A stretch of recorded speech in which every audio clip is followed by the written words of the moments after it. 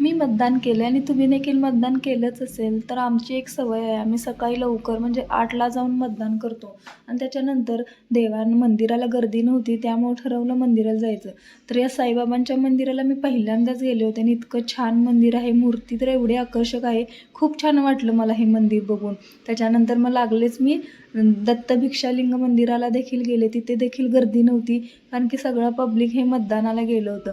तर मला आणायचे होते तांदूळ, घरचे तांदूळ संपत आले होते.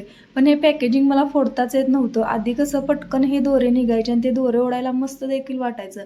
पण आता ते एवढे सहजासहजी मला निघले नाहीत. त्यामुळे मी इथं कात्री घेतली आणि मग ते कट केल्यानंतर लगेच निघले. तर इथे मी 2 प्रकारचे तांदूळ घेतलेले आहेत. एक जलसा मोगरा घेतलेला आहे, एक जलसा मिनी मोगरा घेतलेला आहे. कारण की 2 वेगवेगळे तांदूळ असले की अल्टरनेट ते करून खायला बरे पडतात. त्यामुळे 2 5-5 केजीच्या मी बॅग घेतल्या आणि हे तांदूळ इतके आम्हाला पुरेसे होतात. तर आज मी एक नवीन गोष्ट शिकली की स्वतः सागरवेणी कशी घालायची.